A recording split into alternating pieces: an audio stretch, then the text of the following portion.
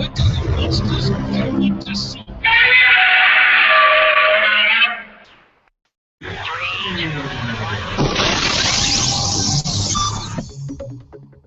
Welcome to Gamersledge Podcast, the weekly podcast about video games with news, reviews, analysis, and opinion.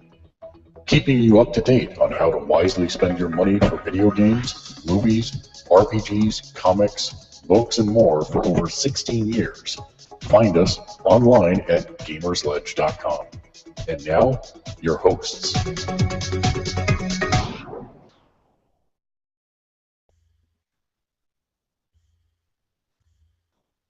Hello and welcome to Gamersledge Podcast. Come on in, sit down, have yourself a Dunkin' Donuts large iced coffee, double cream, double sugar. Relax. It is a conversation between friends, a look at what it means to be a hardcore gamer, and a look at the gaming industry. I, of course, am your host, Mark, who has driven through rain, sleet, and whiteout snow to be here with you 5 hours, because that's how much I love you, the listener and viewer. And joining us from a much shorter commute all the way up my far left is Turo. Hooray, that's me. Also joining us this week is Dave. Yo, you're my hero, Mark. Why can't I see the bottom half of you? Because it's not a full body camera? No. No, I can only see it about. He's got you there. Yeah, I can only see it about your neck here, and then I can't see anything else. Oh. Because I'm blending in. It's Oh, called camouflage. There's been some attempts on my life. So we need to go stealth today. Also joining us from the Great White North, which probably has less snow than the last podcast member or myself, Kate. Want to take a bet on that? We've I don't been know. slammed. Have you? Okay. Because we have been too, but yeah, it's just really cold. And Some places around here got like 80 to 100 centimeters. I don't speak What's your that- foreign what's that language. Gotta get a What is that? calculator. Is that like a foot? Is it like a table's worth? Centimeters would be like a foot and a half, I think. Oh, see, why didn't you say that? No, it's 40 inches. 40 inches? That's almost 2 feet, or no, almost 4 feet. Yeah, I suck at math. I said I needed a calculator. Oh, man. Making fun of the metric system now? That's Our almost educational 1,000 system does not centimeters. work. Our last participant, it's Matt. Hey, public math. That's all. An indictment of the American education system. No, Dude, an should we start indictment of calling- my inability to put myself to bed at a decent hour. Should we start calling that math now? We don't have 4 feet of snow, but we have like negative 30-degree temperatures right now, so that's nice. Jeez. Well, that's the feels like, not the actual, but yeah. Oh, the feels. Well, the feels. Chill. Let's see. I literally just walked in the door, so this is going to be a well-prepared podcast this evening. It already started off awesome. Yes. Let's go around Let's the room and talk about what everybody's been playing. Turo, you are probably in the warmest area of the country. I think Or so. The entire geography landmass, including goodness. Canada, that is North America. So why don't you tell us what you've been up to for the last week? Well, it did snow quite a bit, shut down everything, but the roads and everybody were all ready, so everything's clear. Roads are clear, still slippy spots here and there, but overall good. I've been playing Pokemon nonstop. I just checked how many Pokemon I have. I have 663 Pokemon out of 719, so I am almost there to collect them all. So once that happens, then I think I'll be playing other games, and hopefully it'll happen before the order comes out, which is really soon. So, Which we will get to in just a little bit. yes, please. And I caught up on all shows finally, so that's good. Dave, how about you? We're caught up on all shows, so that's good. We have Bat Zaro, so that's good. We have, let's see, what else have we done? Gaming-wise, I've slacked. I've kind of been in a comic book reading mood. I've hammered through 4 trades of Saga, which is a bad thing because now I'm I want the individual issues. Yeah, you're only missing one so far this run, so you can just easily get to a comic store or Comixology or something. Wait, what Catch do you right mean now. one issue? So it's only up to like 19 issues or something? Well, no, well, after the last trade, there's only been one of the next arc that's come out so far. Oh, okay. So if you're caught up on the trades, you're only one issue behind. Yeah, I might have to do that because that is a really good story. Like I really recommend it. It's hitting home for me in particular right now with the whole like new kid thing. So that's like stirring up, some feels in me and stuff. And I like how they just kind of, it's really like it's all about like real life, but it's just kind of smashed into like a little sci-fi wrapper. But other than that, it's really a really grounded in. I mean, even though it's all about aliens, it's really grounded in humanity, which is kind of funny. But I'm really enjoying that. A friend of mine lent me Hawkeye trades, so I was reading them as well, and they're ridiculous. He's all upset because apparently some of the creative staff is now leaving. Yeah, And, the like, author and the artist are leaving. I think they have one more issue left, and then Yeah, they're leaving at like 22 or something like that. I think so. And So then there's a new team coming on, which doesn't look bad. I'll be honest. I know it'll be a hard transition for those that were really diehard. Yeah, but there's something really special about the combination that they were doing with these. Oh yeah. That I'm reading there. I mean, that's like it's very like that's not typical stuff that we're seeing in there. No. So that's awesome. I read through the first two trades of like the Court of Owls stuff. I guess what was that, the New 52 Batman or something? Is that what it was? The Court of Owls. Yeah, that's what it Read was this called. again. Yeah. What's that? Owl's Court. Hey, Al. Can you wave that Owl. Oh, right. My bad. Owls. That's wicked, Pissa. Sorry. I'm no, I got a Philly accent. Sorry. Just apologize for that. What else is going on? I did a very bad thing, guys. Ooh. Very bad thing. Did you do the bad thing on the good foot? Almost.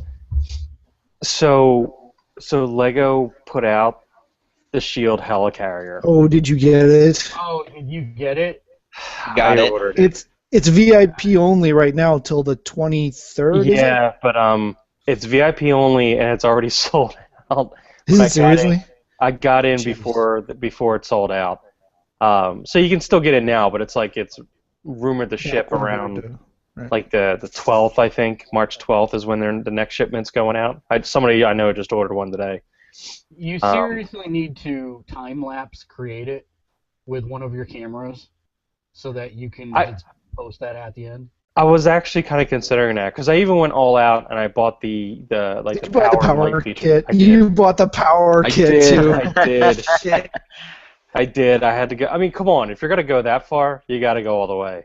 I don't know. Those things are expensive, dude. I'm just imagining.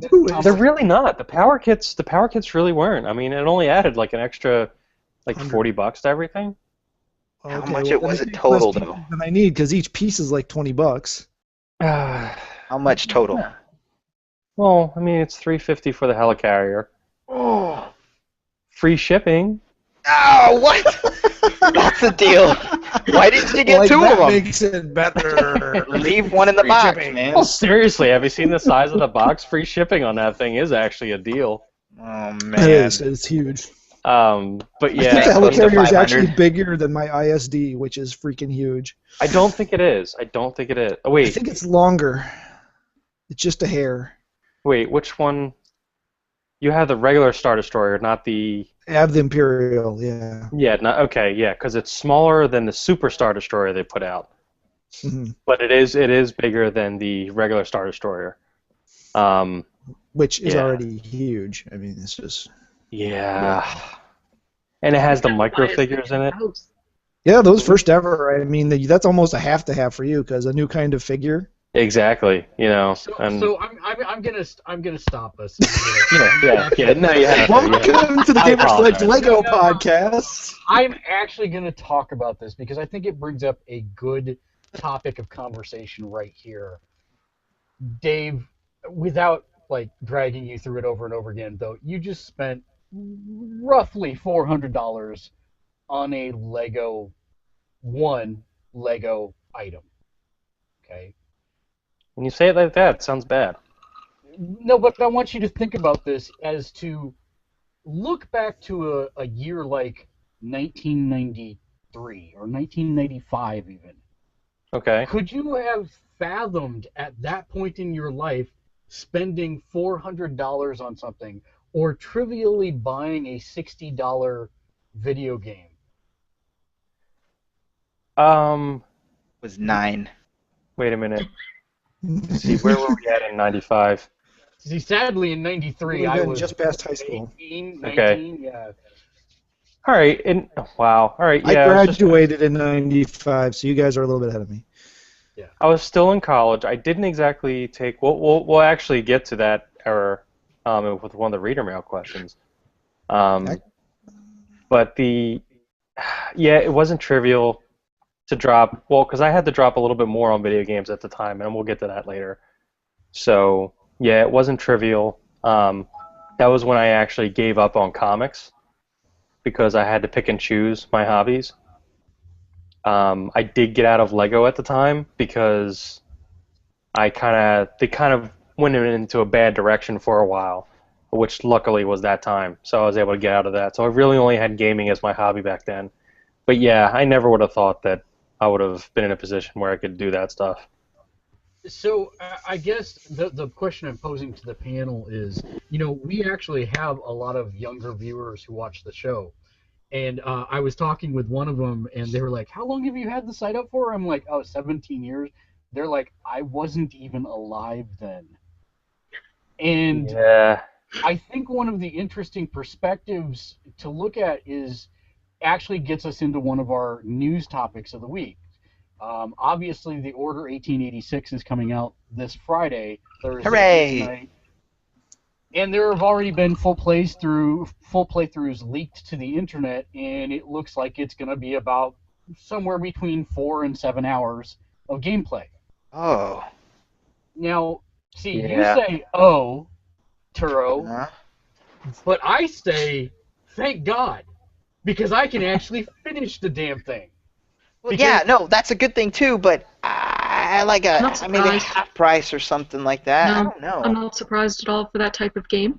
Survival horror games are notoriously quick on gameplay.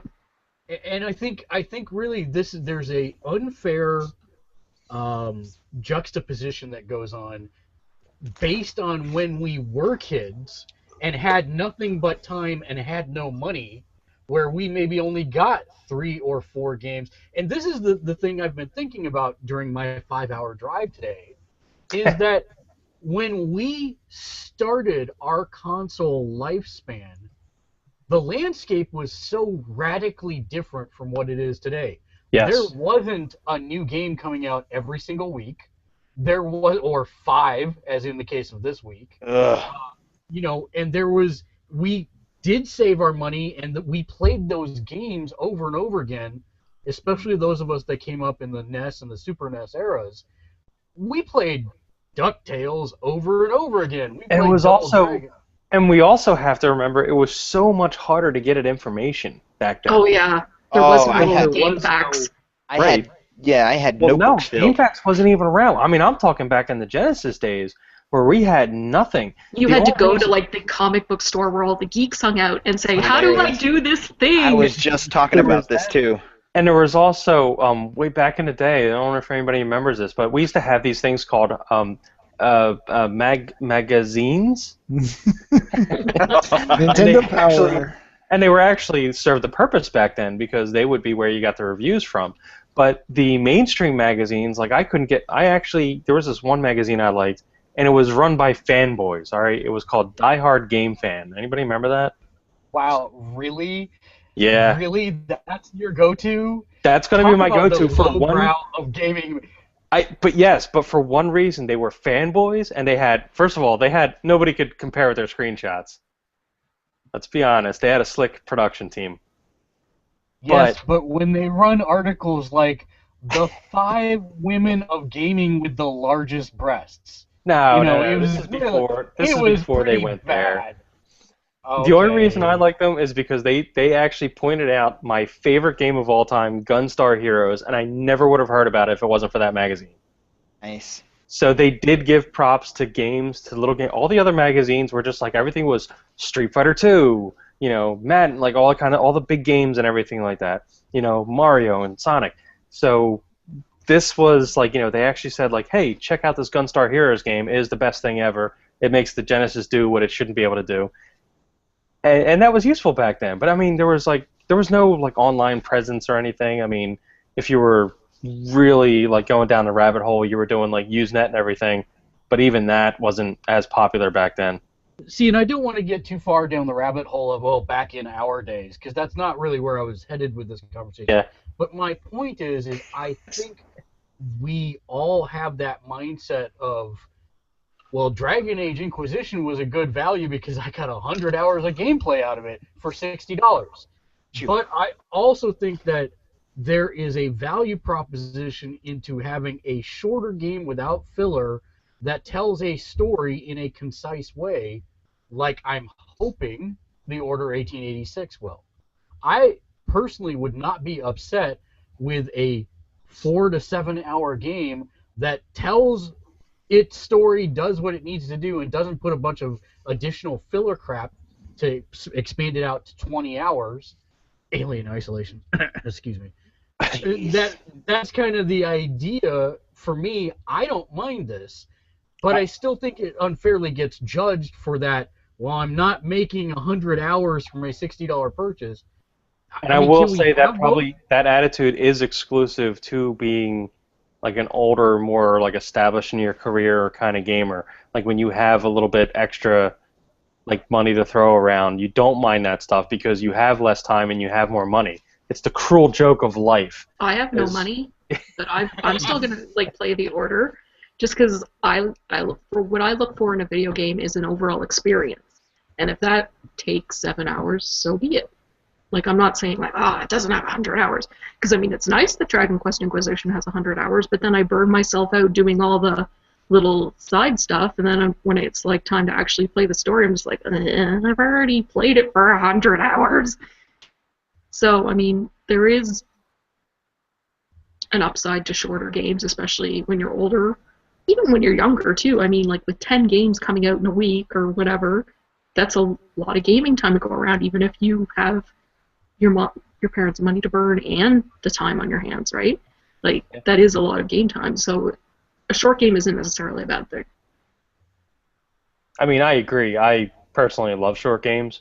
But I could see people getting upset about that. But I also, on the other hand, a lot of times when games have like extended gameplay where they're like padding 100 hours into it, a lot of it's padding. There's fetch quests in there, like and all kinds of like annoying little stuff on the side that like doesn't really add too much. Like I remember in whatchamacallit, in oh my god, the infamous Second Son. They padded it with some stuff in there. I mean, it was luckily the gameplay's fun and everything. You didn't mind doing it and everything, but like literally a lot of the side missions did not need to be there, for the game, and it could have been even shorter if they didn't add that padding in. So it's kind of like, do you want the padding or do you want just a concise game? 6 in one hand, half dozen in the other to a lot of people. Taro, you were playing Evolve, were you not? Or you were thinking about it? I can't remember. I was thinking about it. I'm going to pick up Evolve. That is one that I'm going to pick up. And then Dying Light, I'm just going to wait till either it goes on sale one way or another. Those are 2 games. What? No! Get Dying Light, but wait for Evolve. So the point I was going to make with Evolve is one of the things I started thinking about my playthrough, because I've really been trying to wrap my head around what I think about Evolve, and that, to me, is we're locking a bunch of content behind progression gates to expand the number of hours that it takes to actually finish the game. You don't get the second and third hunters for whatever class you're dealing with until you use every single weapon X number of times and get the required number of experience points to unlock it. They prestige the hell out of it. Yeah, that's exactly. I mean, and there's something to be said for that when it feels natural. But if I don't like certain gun arc grenades, and I'm out there throwing arc grenades at a monster to get XP instead of working with my team. And where's the fun? is that a good dynamic or is that just padding? And so that's the kind of stuff to me I think is gray area. But I'm actually, if this tells its story and it does it in a fun cinematic way and it's short, I have no problems. Matt, you haven't chimed in on this at all. What do you think? I'm just sitting here waiting my turn. Honestly, yeah, there was a situation, Dave and I stumbled into on Facebook today that kind of hit this same point. So this is kind of definitely a relevant topic. But there's something to be said for the experience, right? It's like I think this was one of the points Dave made earlier. You pay $10 to go see a 2-hour movie. Pay $60 for a 6-hour game. I mean, you're not talking that big of a difference in price or disparity of time versus entertainment. If you enjoy the game, if you enjoy what the developer did, and you want them to be able to do more, then paying the full retail price for the game is going to help that happen. It's kind of the old school Kickstarter, right? You like things, you buy them, then they can do more things. So I don't know. I've gone back and forth on getting this game so much, and all of this hullabaloo about the speedrun 4-hour video leaking thing has almost convinced me back into buying the game again, just because I think it is going to be a good experience, and I think it is going to be worthwhile. And we've just gotten into this whole judge a book before you've even ever seen its cover mentality that just kind of drives me nuts. But then again, or YouTube comment mentality where everything's bad. Right. And I don't know. I honestly, I think as long as you enjoyed the game, if it was 2 hours or 200 hours, if you enjoyed the game and you enjoyed what you were given, it's all of a cost benefit. I guess I'm old. Yeah, especially if you look at like some of the older games we used to play.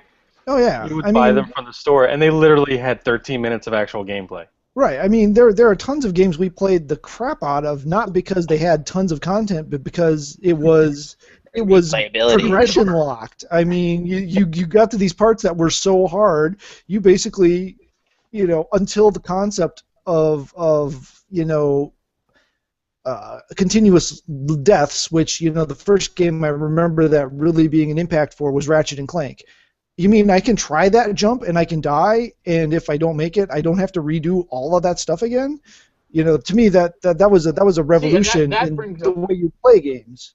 Well, that brings up a really cognizant point when you think about it, and this is another way that gaming has changed. There were no such thing as save points on ROM cartridges. Right.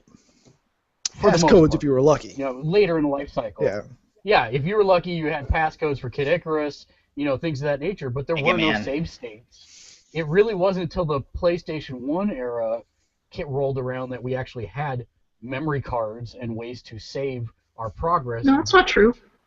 Yeah, there was tons of save. There was save in like Super Mario RPG, and that was on a SNES. Later in the Super Nintendo's life cycle, but definitely not when it started. But it was for a very limited type of game. Your RPGs, your Legend of Zeldas, those had the battery backup, the capacitor battery or whatever in it. I was actually just gonna say, try plugging one of those in now. Right. I have recently, and they don't work. Just says file corrupt or something of an error if I even try to save. I tried it on my old Pokemon. Just the battery's dead. It won't keep a save at all. I like where it's going.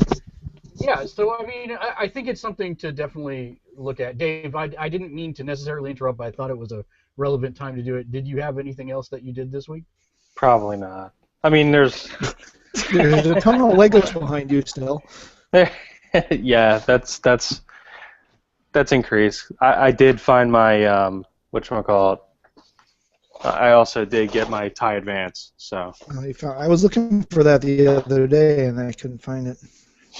Yeah, I eventually found one, so I was all excited about that, because that's a really cool ship. And it's got the Inquisitor. Speaking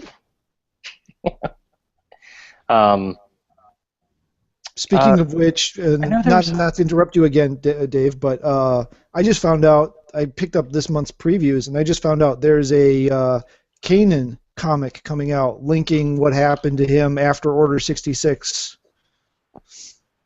Really? Yeah.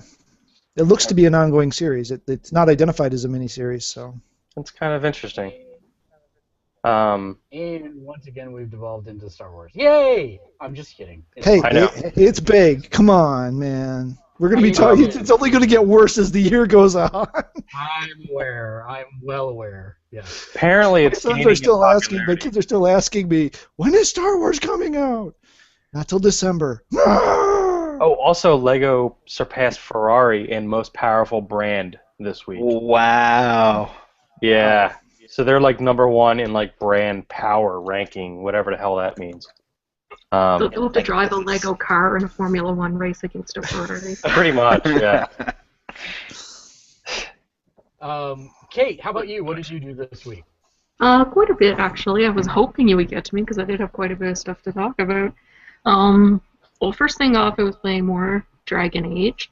I'm kind of at the point now where I don't really have anything to do besides stories, so I'll probably finish it up in the next couple days.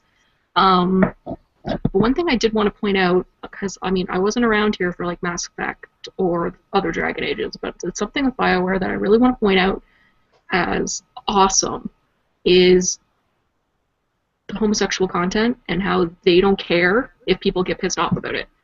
It's like, when you're a gay person, that's still a really big minority that isn't shown in gameplay, like in video games. And if it is, look at Grand Theft Auto, it's usually like a joke or a stereotype or whatever. So I like that it's such a non-issue, especially in Dragon Age Inquisition. Like, everyone almost swings every way, and like there's no comments about it or anything. And BioWare even said when all the people were like, "Oh my God, male Shepard can like do it with another dude," ew, they pretty much were like, "Yeah, fuck you. If you don't like it, too bad." And I really appreciate that, because it's like they're actually caring about another section of people who play games that have been ignored for a very, very long time. So they also don't force it. No, well, it's like, there. It's not like it's hammered in your face, like it's hammered in there or anything. It's it exists, and no one gives a shit. Right. So, you know what? This is actually one of the few flaws for me for Inquisition. Not the fact that there's content like that, but the fact that, #1, you can only, how can I say this? You can only have a sexual encounter with someone once in the entire game. And #2, it is done far worse than the original game. In the original game, you could have multiple partners. You could actually create long-term relationships and then break them off and then start up with someone new. And that would actually affect how those characters reacted to you further down the gameplay chain, which was very interesting. But I have to say that the scenes were actually much more graphic and more realistic in the first one. And this one is... It's like if the first one was rated R, this one is super PG-13. They are not very... Well, see, I haven't gotten as far yet to consummate a relationship. I'm working on Josephine, but, yeah, I haven't gotten that far, but it's just... Is Josephine gratifying. No, she's Ruffles, as Varric calls her. She's the, one of the advisors. She's not in your party. Oh, I know you do. Okay. But yeah, it's something that I want to applaud them for, because they've been doing it for, like, Mass Effect 2, Mass Effect 3, Dragon Age. They don't care if you don't like it. And I just really appreciate that they stuck to their guns about that, because there were a lot of people who complained, and they were like, you're not the only kind of gamer in the world. And that's just... I've always just wanted to say it out loud, that I think that's awesome.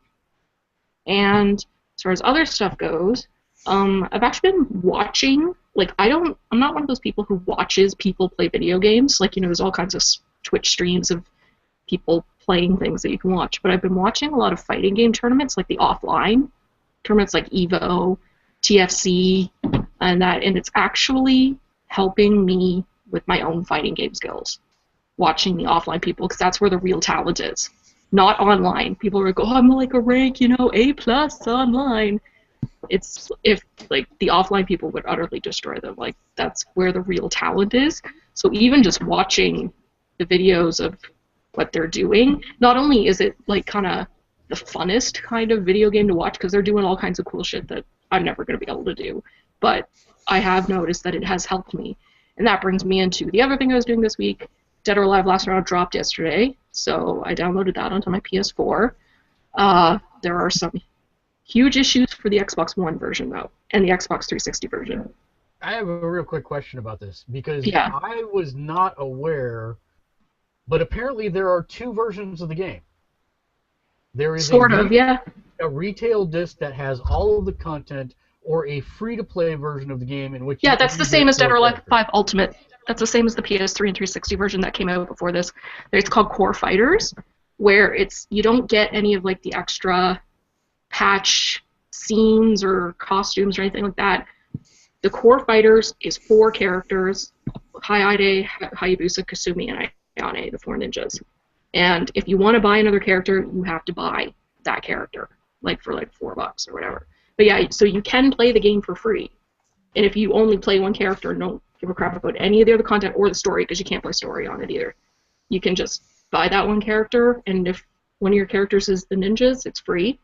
So you can play with people who have the game. So it's kind of cool. But you don't get all the same content as the people who actually paid for the game. But the Xbox One and the 360 versions of Last Round have Assassin's Creed Unity syndrome. It's just a busted-ass game that is full of problems. I'm so glad I'm on the PS4, because just in the Facebook group that I'm in about Dead or Alive Last Round, everyone who's got an Xbox is going on about how data transfer, save transfer, DLC, none of that stuff is working. The Xbox Store doesn't work for it. It freezes online, tag freezes, all these problems.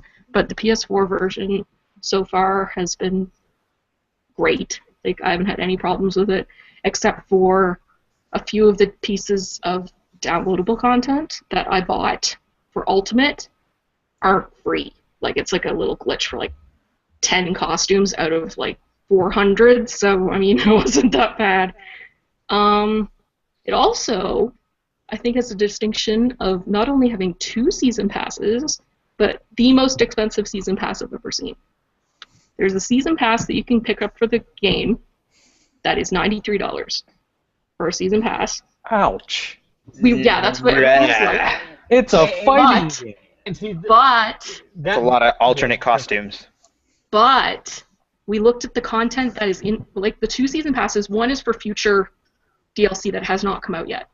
The $93 season pass is for pretty much buying DLC that's already out. That's the package you'd buy if you'd never purchased any Dead or Alive version before that, and you'd never bought any content. So we added it all up for each of the packs. If you'd bought them all individually, they come in it, $200. And you're getting it for $93. So it's $93, but when you add up all the stuff that's in there, if you had never bought it before, you're saving a hell of a lot of money. But then there's the second season pass, which is for content that's coming up, and it's $50. But if you add up how much the packages usually cost of DLC, you're getting 2 packs free. So even $50, I was that's not bad. Because this game, I think, has set a worldwide record for video games for the most DLC ever. I'm not kidding. Is that a... see, That's not I'll good. tell you why I'm looking forward to this game. There's one reason alone, and it actually is maybe, to me, one of the saddest reasons in the world, and that is this is actually probably the last time we will see an actual HD version of Virtua 5 characters on any system. Yeah, because Sega's going down the crapper again. Sega apparently does not care about Virtua Fighter 5, even though it did really well for them. And we've got, Sarah, Jackie, and... Akira and Pi. oh, God. Both of them are... All right, so anyways, I know what Yeah, characters... there's 4 Virtua Fighter characters. Before we fight, so yes. And they do get costumes, too. You can't give them glasses or different hairstyles and all that, but they do have more than 2 costumes kind of thing. They don't get as many as the other characters because they are Team Ninja's intellectual property, but they do still get some downloads Halloween costumes and that sort of thing. But yeah, I hate Akira and Jackie. I think Jackie's my least favorite character. He's so ugly and annoying and a spammy bastard. I hate him. Hate him!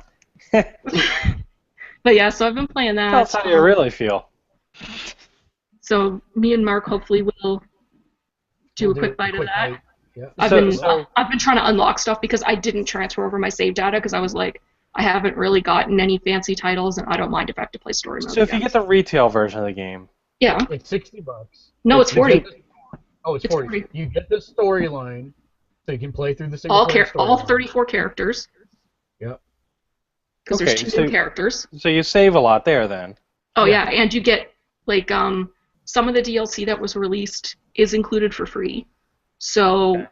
if you don't buy any other content and just the disc, there's a couple hundred at least costumes in there, all told over the 34 characters. All right, that's not too bad. Like you get if you've never purchased Dead or Alive 5 Ultimate, it's a great bargain. And it does look better. Like, it's not a direct port. They actually used a new engine called the soft skin engine. People are all like, ooh, because of the boobies. You actually notice it more on the guys. Whenever there's a guy who has a bare-chested costume. No, it's just when the guy is bare-chested, it shows up, like, his muscles. In Ultimate, I always found they looked like almost like they were carved out of wood, or like they were plastic, because they were very, like, hard edge sort of thing. But the skin... The skin now looks very realistic and translucent, like real skin. So, like the lines and the muscles look way more realistic. Like I find people always focus on the girls in Dead or Alive, but the noticeable difference is on the guys. That's not true. I was always a Bayman fan. And he looks sexy as hell in the game. Just saying. He doesn't have his wetsuit costume, does he? Because I always hated Yes, that. he does. Does Zach have the Teletubby one? Yes, he's got a gold and a silver Teletubby. Oh, just like the original. Yeah, and he's got like big afro ones where the afro is made of flowers. Yeah. Some of us in this room have been playing Dead or Alive since the original Saturn. Thank you very much. Back when Tito was a brunette. I'm right there with you, buddy. Which we're actually going to talk a little bit about that a little bit later today. We will. And I also want to point out, speaking of watching fighting tournaments, this is kind of news. This weekend is Winter Brawl, which is the first kind of big fighting game tournament. Kind of the swan song for Mortal Kombat 9, because the next big fighting tournament will have Mortal Kombat X, which comes out in April. But so this weekend it's in Essington, Pennsylvania, but it's going to be streamed on Team Spooky, by Futeki, Combat Network, Kick Punch Block Live. It's going to have like Ultimate Street Fighter 4, Soul Calibur, Dead or Alive Last Round. This will be the first one for Last Round. Still has Injustice, Mortal Kombat 9, Killer Instinct, Smash Brothers. So it's the first kind of, if you're a fighting fan, it's the first big one of the year, and you can maybe check it out on some of the streams, because like I said, like if you're not that great at fighting games, but like them like me, watching the offline tournaments does help. And it's also cool to watch like the best people at the game kicking each other's butts. Even though some of the games they spam the same character over and over and over again. Because you're simply the best.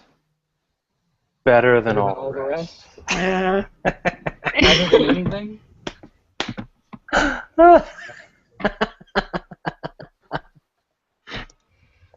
Are you drunk already? Shut up. I believe it. And I also The- am caught up on Oh, wait, all... Be- Oh, sorry. Before you go on, just one last thing, super quick. Yeah. I was trying to find a picture of it to throw into the chat, but apparently the disc-based version of Dead or Alive Final Round looks like it's wet. Yep, that's the way Ultimate looked too. I've been hearing this. Yeah. Yeah, it's supposed to represent sweat, because this is the first game where the characters also sweat. Okay, then. Do. Good stuff. So No, please it's go true. ahead. It looks wet. If I find it, I'll put it in. I could just go get... Well, no, I downloaded it. But no, it's the same thing as Dead or Alive 5 Ultimate.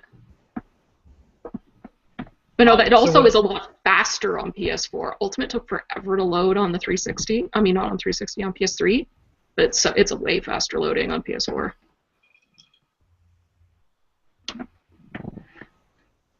Okay, now can I go on?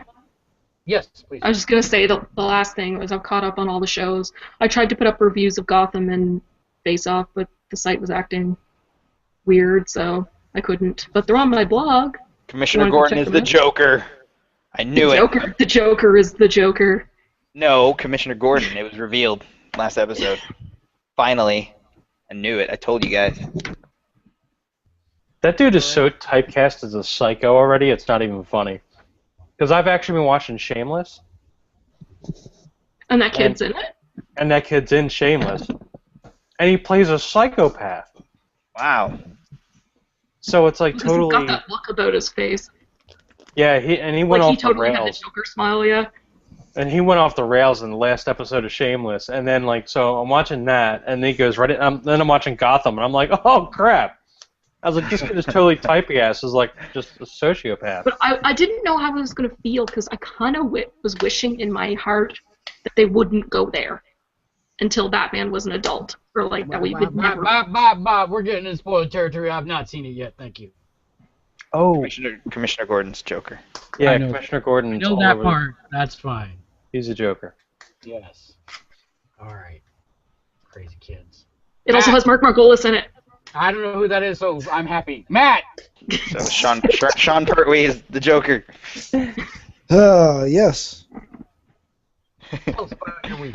Cindy Margolis is the Joker? What? No, Mark Oh, dear. Margolis was in the episode, from Breaking Bad. I don't even remember who Cindy Margolis is. I just know the name.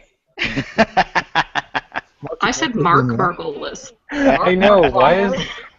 Mark Cindy. What is this, Cindy?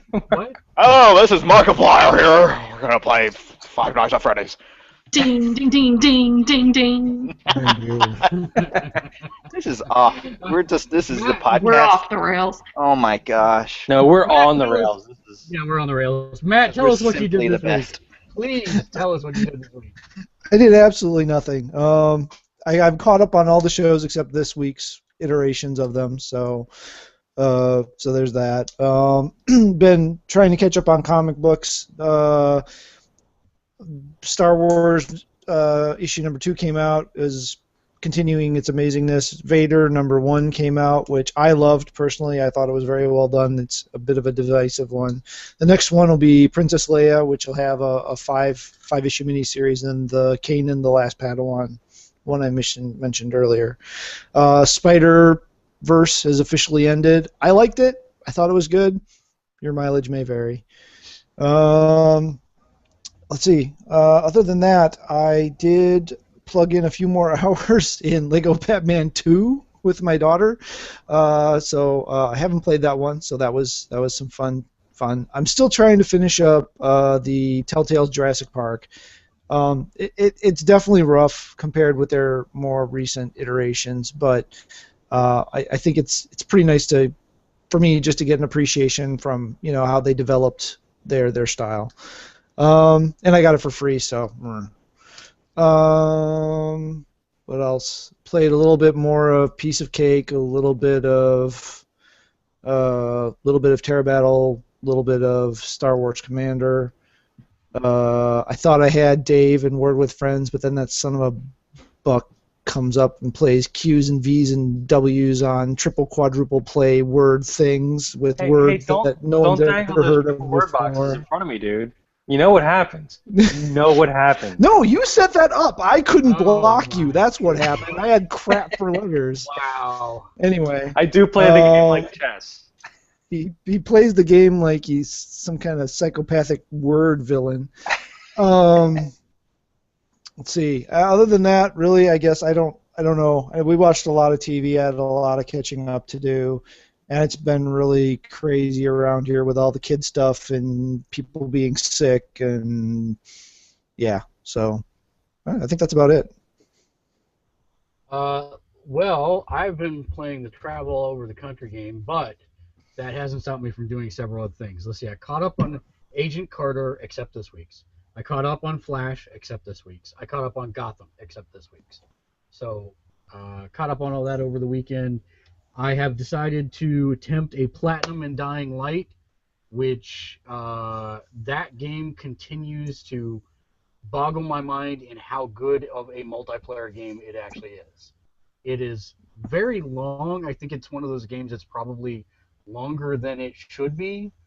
But even with that said, I'm not getting tired of playing it, if that makes sense.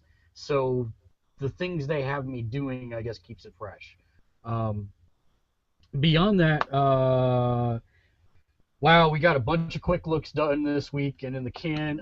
We did post a quick look. I apologize for not being able to post on Friday. I got sick kind of over the weekend. I posted as soon as I could this week. It is our longest quick bite. Dave and I go on for 20 minutes because neither of us can play Spelunky. It's a good time. I can play Spelunky. In all fairness, I was much better on the Vita version. That was the first time playing multiplayer and the PS4 version. Because, there's that extra analog stick to throw you off that you don't use in Spelunky. Dude, I don't know what the difference was, but I'm way better on the Vita. Maybe it was like performance anxiety, being in front of the camera or something. I don't know. Maybe I was just trying to impress you and screwing up because I got that whole dad thing. I don't know. I'm not The dad thing.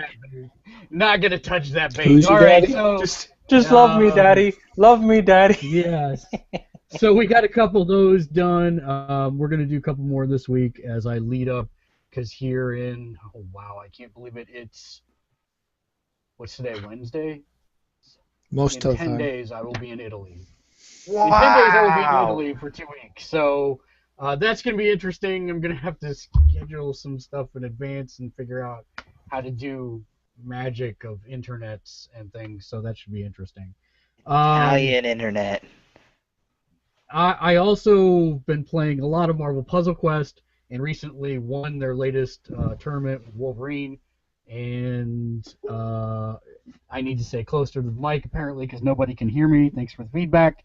And other than that, play Terra Battle, and then I've been continuing to play Hero say it. Emblems. Oh, good. Hero Emblems. I thought you were which going to is say the actually D word. not a free-to-play game. D word. I actually started playing Puzzle Quest. Oh, no. So I traded that in. I traded Good in for Destiny. you. Even though I have the season pass for extra content, I could care less about the House of Wolves DLC, and Bungie can fuck itself. So there's that. Wow. It's that kind of night. did, You've gone cold turkey. yeah. I have been looking at Mortal Kombat quite a bit more. I'm getting more and more excited for that. And I was also thinking back to 1992 when the game launched, Mortal Kombat, just the history of the franchise and some of the crazy dumb things that they have done with a smile on their face. I can't wait to see what the hell they're going to do with this game. Because 9 was so good. I was listening to another podcast, and the funniest freaking hypothesis: what if you do a babality to Kung Lao because he's old now and he turns back to MK2 Kung Lao? That'd be hilarious. I would laugh my ass off. Everybody else turns back into a baby, but old Kung Lao turns back into younger man Kung Lao. I would think that would be hilarious. Even if especially if he turned into the Sprite from Mortal Kombat 2. Oh yeah, no, that's the way they. Oh, that would be perfect. It's not a sprite. It's a mocap. I mean, that's a real. You know Yeah. what I mean? Oh, yeah. The same assets from Mortal Kombat 2 in Reality. this game. That would be the best. That would be the best. So Well, we'll Mortal see. Kombat's the reason we have the ERSE rating system. It is. And one of the other things I learned on another podcast, because I'm driving in whiteouts and need something to listen to so I don't fall asleep and die, is that apparently if you ever wanted to watch the petitions in Congress, you can actually go on CNN's website, or not CNN, C-SPAN's website, and they have archived everything they've ever broadcast, so you can watch on demand those battles on Capitol Hill of where the ESRB was established. It's very interesting. So Where they say, that's get kinda- ready, fight, and then they all kind of go like this with their hands. Pins and Well, papers and yeah. words. Check his Actually, paperclip. Soliloquy. It was Nintendo throwing everyone else under the bus. Oh, Nintendo cares about your people, but those douchebags at Sega, they don't care about your kids. Although, which is funny, Because when you look at the Mortal Kombat versions, the Super Nintendo version had blood, and the Sega version had green blood. Whoa, No, Super Nintendo had sweat, and Genesis had blood. Excuse me, yeah, you have that backwards, sir. The Yeah. Genesis one is Had the one blood. that had the blood. And Super Nintendo had sweat. Yes. Oh, that's right. It had the sweat, but had the blood code. You're right. That's right. Yes. No, I think that I think the very first game, first Mortal Kombat, if I'm not mistaken, they were Oh no, both you're right. That was Mortal Kombat 2. right. that was Mortal Mortal Kombat Kombat 2 2. is when Super NES came around. The Yep. first one, the Genesis, had the only real version. Yeah, and And I I Which is think funny that it's like the Nintendo Super had the Nintendo. protector. Yeah. Well, Super And I think Nintendo you still version. had to plug in the Abacab. Yeah, the Super Nintendo version got rid of the blood, but you could still uppercut people into a spiked ceiling. Like, I mean, how is that better? No, it was a hot ceiling, and they just sweat a lot when you hit them. That's a these lot of spikes sweat, are just man. so hot. Ugh. But yeah, wasn't the code Abacab? Maybe. Yes, it was. Man, why do I know that still? Watching Mortal Kombat 9 in the fighting tournaments, the fatalities and X-rays just seem they don't seem as brutal as the ones in this one because the anatomy is so much more real in the next gen one that when you're watching the X-rays and the fatalities in the older ones, like at the time it was like, oh my god, but compared to the Mortal Kombat 10 ones, Mortal Kombat 10 is so much more brutal. So when you think back to 3 and brutalities, because brutalities are the big rumor for this game, what I like conjecture about is what if brutalities return as stringed X-ray attacks? No exploding into 9 different rib cages or anything like that, but a series of quick stringed X-ray attacks over and over until every bone is broken in their body. I would think that would be pretty drastic. And I want friendship. How long would to it take? return.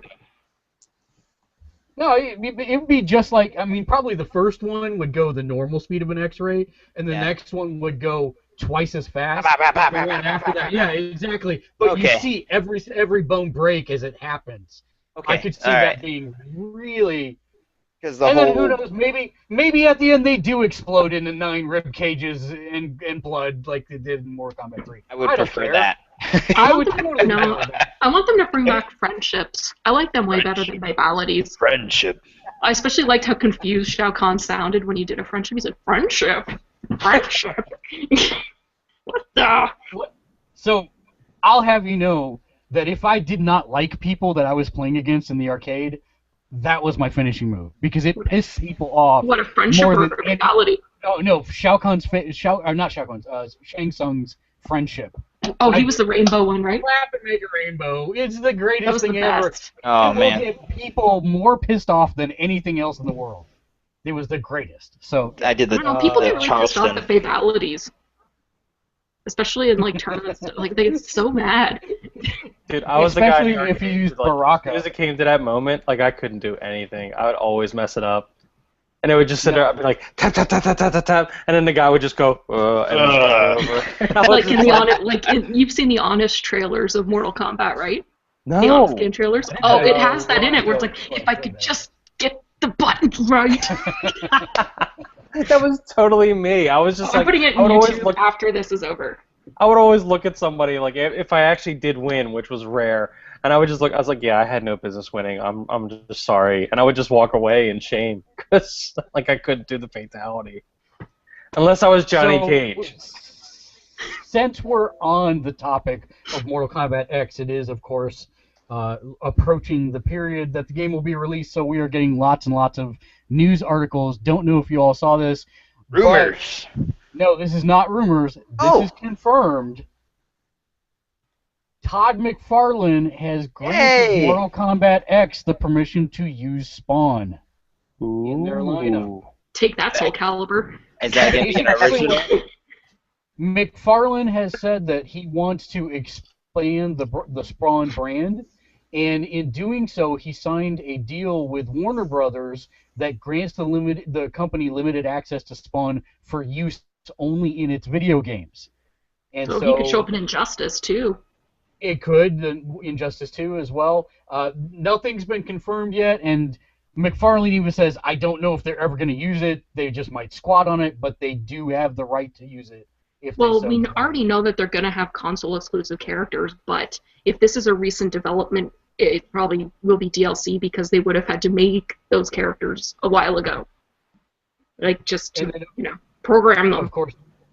The other side of that announcement, they may have already had the talks in the works, and they may already have, like, or it could be just one of those things where it's already on everything's already on the disc, and we're just, like, paying money to unlock it. Well, if he's a console-exclusive one, I kind of hope he's Xbox, so I don't really care about his phone. Aww. I'd rather have Pinhead from Hellraiser. How has he not been in the Mortal Kombat games already? I don't know, Freddy Krueger was in it already. Yeah, seriously. What was the other Predator. rumor? Predator. Yeah, Predator was the other rumor. So the other side of it, the one thing that we do need to report on that they clarified is that Jade will not be returning as a player. Yeah.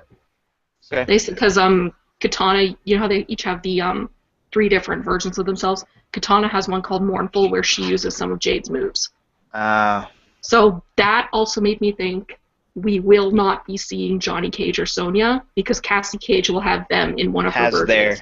Yeah, because she has a version called Hollywood, which will be Johnny Cage. Oh, that's okay. Awesome. No, there's no Johnny Cage. I don't know. She has his moves though. Like she has an X-ray nut punch. It's not confirmed. It's not confirmed. It's not confirmed, but as soon as they said that, I was like, I wonder if that means we won't see something of Johnny Cage. There's got to be some time travel going on in this game. I hate Mortal Kombat without Johnny Cage. I don't care. The game takes place over 25 years, so we may see them at some I say time traveling or something because they have to get together at some point to have Cassie. It's old. Now. One of our panelists said, "When did this become a fighting game podcast?" Because it's the fighting game season and it's coming in now. Get out of here! It's a huge blockbuster game. Can we just apologize now? And I'm sorry, whoever said that. Sorry. Other news items that we have to tackle. Don't know if you guys noticed, but Sony kind of forgot something over the weekend. Their pants? Right. They forgot to keep their Last Guardian trademark, which of course sent the internet into an uproar saying it's been canceled. It's not coming out. Yay! They didn't forget anything. They never intended to make that game. That game is coming out when like Mother 3 comes out for the new Nintendo system. You might want to stop there because Sony said, "Oh, hey, this was an overlook. We are still working on Last Guardian," and they renewed the trademark today. I'll believe it when I see it.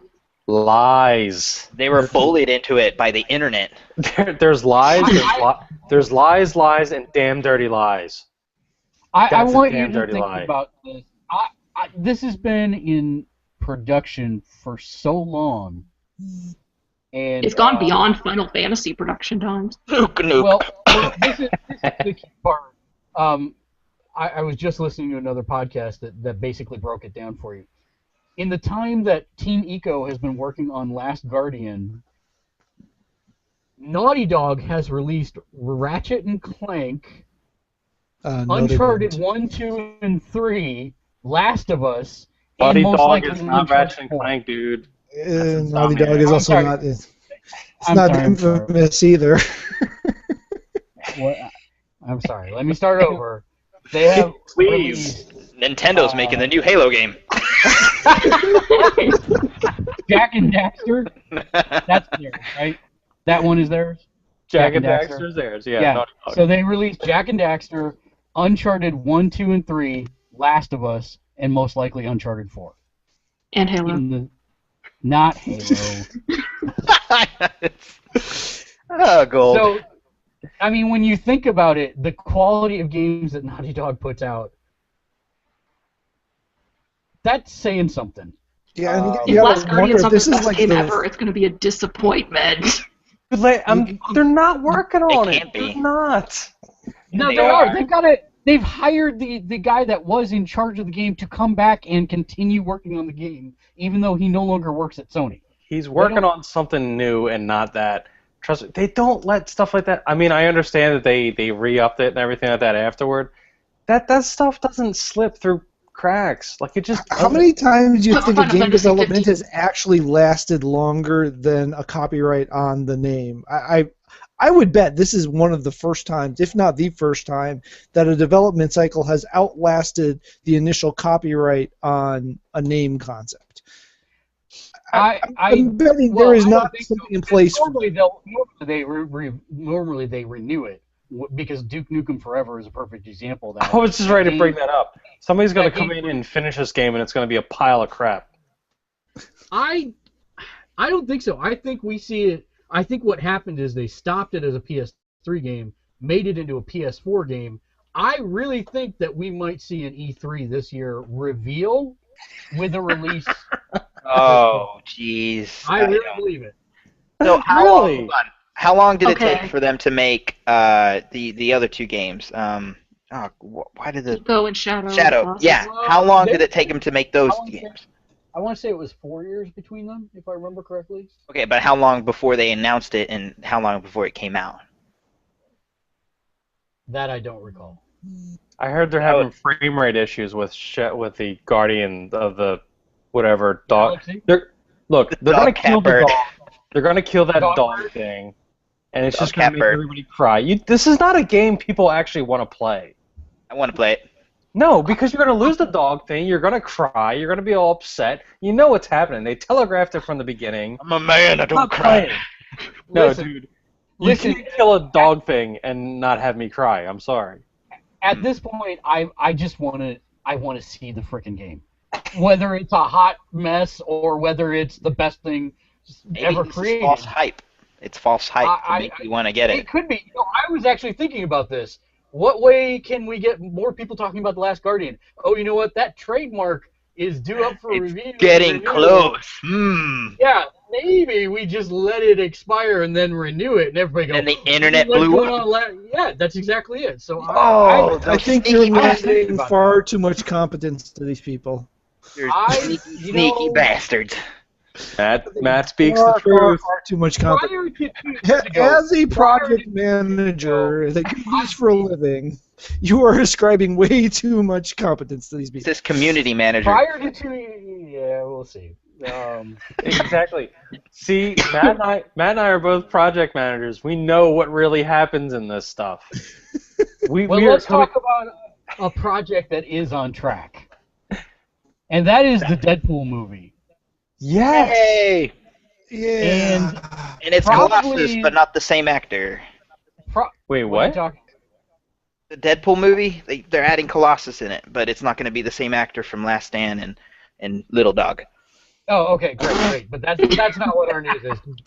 That was my news. I thought that's what we were going with. Damn Our it. news Yeah, is that no. Tara has been cast. The news that is much more interesting is that Morena Baccarin, Yes. the star of Homeland, Gotham, and of course Firefly, is now the leading lady. She has not been named yet, but she will serve as the love interest for Deadpool. I like I'm this. totally Very down with much. that. Of course, they've also announced Gina Carano will be the supporting character Angel Dust, and it's picking up pace. The title opens on the 12th of February. That's right in time for Valentine's Day next year, folks. Any So- cable news on that? Not yet. Yeah. Not yet. All right. There's still time.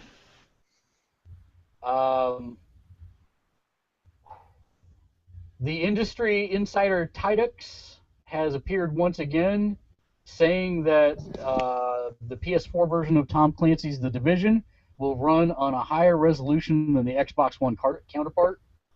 He's also one of those insiders that has a stellar track record of predicting things. That is also one game I am getting on the PS4 to play with you guys. So Thank you very much. I tell you what, when I think about what this holiday season could be, I'm actually a little afraid.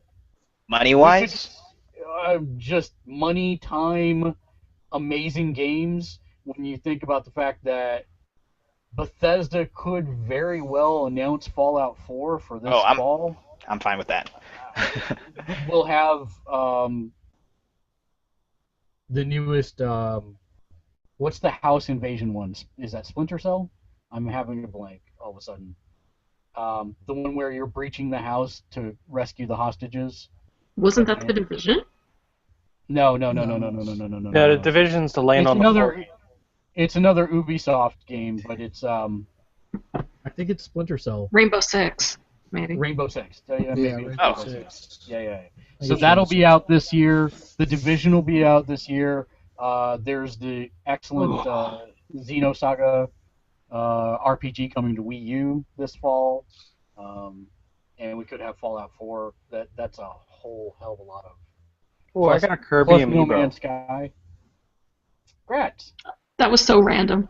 I know, but that was something I did this week. Is I bought the Kirby amiibo, and I have nothing to use an amiibo. That's where it all started. I don't Kirby. either. I bought the Kirby one, and then my girlfriend went crazy and bought all of them. Almost. Yeah, no, I just want the Kirby one. It's sitting on my shelf there next to my Sackboy. Nice. You've heard that the second batch is looking to be incredibly rare. Like, jeez. Pre-orders are getting canceled, and hey, pre-orders are getting canceled on the second batch. So. Does anyone else have important news? Not minor stuff, but actual important news. Wow, that is important. Is the fact that the PlayStation 4 is $349 on Newegg right now important news? Nice. Yeah, for about that amount of time that we spent on it? Yes, absolutely. Okay. And Sony's having a Critics' Choice Awards sale, as along with an Oscar Award sale with lots of things on sale. And Xbox is also having a sale for no apparent reason. So it's the no apparent reason sale. Ooh, that's good. Spring sale. Just call it spring What sale. kind of stuff do they have for sale? Oh, tax season. What are you doing? It's tax season. That's Tax season. There you go. Yeah. Xbox has. This is just a synopsis one. This isn't the total thing, but they're on sale. It's similar to what PlayStation does with their sales, where Plus people get more of a discount. Gold people are also getting more of a discount on the Xbox One. Some of the titles on Xbox One include Lara Croft and the Temple of Osiris, Telltale Collection, which includes The Walking Dead Seasons 1 and 2, The Wolf Among Us, Tales from the Borderlands, and Game of Thrones. How much is that? $55 for gold members. Doesn't say what it is for non-gold members. That's a pretty sweet deal, actually. That's actually a really good deal. And there's a similar deal on PS4 too, also. But let me for 360, they've got Injustice and Mortal Kombat at 75% off for gold members. State of Decay, Skate 3, and Dark Souls are 25% off. There's if you want to see the full list, it's on Major Nelson's blog or whatever the heck he calls that thing. And then on the PlayStation, there's a gajillion and 12 things. Arkham City on the PS3, Call of Duty Advanced Warfare on PS4, PS3, different versions of it on PS4 and PS3. Child of Light on all three systems. Danganronpa 2 is on sale on the Vita. Danganronpa Happy Trigger Havoc is also on sale. Dark Souls 2 on the PS3. Destiny wait. How much are those? Just out of curiosity. Which, the Danganronpas? Yeah. Danganronpa 2 is $23.99 and Happy Trigger Havoc is $19.99 for Plus members. For non-Plus, it's $27.99 and $23.99. I have the other one. I don't have the Happy Trigger Havoc one. That's the first one. Oh, that's the first one. That's the first. That's the original. Oh, I didn't realize that they released both here. Yeah, I thought it was just the second one they released here. Now, Monokuma is one of the best psychotic teddy bears I've ever seen in any game, so I approve. Ready then. The D word that we won't talk about is on sale with various different versions. Diablo 3 Reaper of Souls on PS4 and 3. Disney Infinity, the digital downloadable version on 4 and 3 is on sale for $12 a piece on either one. Dragon Age Inquisition is on sale for $36 on both platforms. If you want the deluxe edition, it's $42. Far Cry 4 on the 2 bigs, FIFA 15 on the 3 and 4, Hohokum on the 3, 4 and Vita. Luther Alsa on the PS3 and Vita. That game is so good. Luther Alsa. Luther Alsa. I don't know why I say that freaking Yeah, but anyway, Gone. Mercenary Kings on the PS4, Metro Redo on the 4, which apparently includes the 2 that were on the 3, upscaled and all that jazz. Shadows of Mordor on 3 and 4 for $25. Never Alone on PS4 for $9. Ali Ali on all 3 systems. Outlast Bundle of Terror on 4. Persona 4 Ultimax, is that the dance one? On PS3. That's the fighter. Oh, that's the fighter. Okay, that's the fighter. All right. Risen 3 on the PS3. South Park Stick of Truth on sale for $15 on the PS3. Nice. Pick that up. Anybody who doesn't have it. Yeah. Tales of Exilia, I believe it's actually pronounced, 12 on the 3. Telltale's Games Collection on the PS4 is $44 for Plus members and $55 for non-Plus members. Regular even better. price $109.99. Yeah, that's an even better deal. So The Walking where Dead can they season go- 1 and 2, blah blah blah blah, Wait, and wait, Wolfenstein. Wait, okay. Where can they go to look at more? Is it on the PlayStation blog? Yeah, blog.us.playstation.com. All right, perfect. Because we need to get the reader mail because we've got quite a bit of it. But before we do that, hey Dave, Yes. will you wash my back with a Lufthansa? Nice. Lots of Yeah, reader mail this week. Thanks for all your submissions and questions. Of course, you can Hey, email and thanks us for watching. at both at gamersledge.com. One more thing. You can one more thing we have to also- do quick. Neil Blomkamp is making an Alien movie. That's all Yeah, I need to I say. saw that. And I'm like, Yeah, how about that? Yeah, okay. That's kind of awesome. That The alternate that's version. Yeah, it's going to be an alternate version, but it's still going to be better than anything that's been put out in forever. So. You can reach us at both@gamersledge.com. You can leave a message in the YouTubes asking a question for next week's show. You can watch live on our session and use the QA feature to ask us a question live. And of course, we're also on Video Games Amino when we've got quite a few questions this week. The first one is from Am I Insane? And the question Nice is, name. Yes. yeah, it is a good Was name. that the question? Do you like? No, that's not the question. Do you like? You look like Dr. Evil stroking your non-hairless cat. You gotta do the Petting his minky. pinky. Do you want to build a snowman? Wait, no. Yeah, Let sure. it go. Do you like NES emulators? Yes. Now, if you're not familiar with what an NES emulator is, it is a not exactly legal way to use your computer and a ROM file to play old Nintendo games.